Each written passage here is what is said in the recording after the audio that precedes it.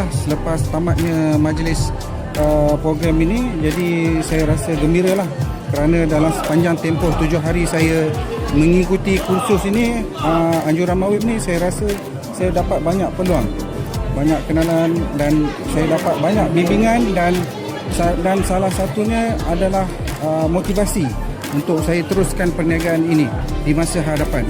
Dan lagi satu, saya akan mendapat juga grant atau dana daripada Mawib untuk saya terus untuk kembangkan lagi perniagaan saya yang sedia ada sekarang ni. Okay, dan juga saya ucapkan terima kasih kepada pembayar zakat dan Mawib kerana telah memberi peluang kepada kami untuk terus berada di sini dan akan datang dalam menjalankan dan mengembangkan perniagaan yang sedia ada kami telah usahakan sekarang ini.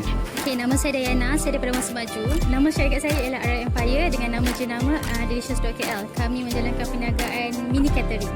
Untuk cabaran saya sebelum menyertai podcast ialah saya kekurangan modal, jadi banyak benda yang saya tak dapat nak buatlah, seperti mengembangkan perniagaan. Untuk manfaat terbesar bukan setakat dana yang diberi, tapi saya juga dapat banyak networking dari sini, bukan setakat daripada peserta protes yang seramai 50 orang, tapi terdapat juga peserta tube yang seramai 350 orang. Selain itu, ilmu-ilmu yang saya belajar daripada kelas pun saya dapat applykan pada bisnes saya. Saya harap saya dapat mengembangkan lagi perniagaan saya ke tahap yang lebih tinggi dan harapnya juga networking yang ada sekarang ini tidaklah terputus.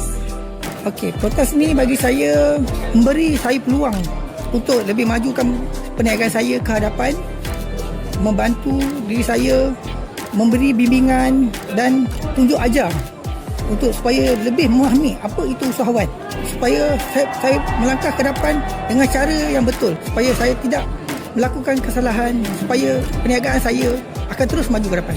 Belum saya datang ke program Tunas Potas ni, pelbagai cabaran lah saya lalui dalam perniagaan, seperti kekurangan modal, kekurangan mesin. So dengan dapatnya geran pada hari ini, saya berharap perniagaan saya dapat lebih berkembang majulah ke hadapan.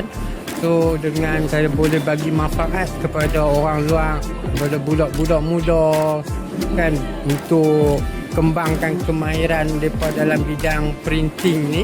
Saya harap dengan adanya program daripada Mawib ni, perniagaan daripada Aflana berkembang lagi majulah ke hadapan.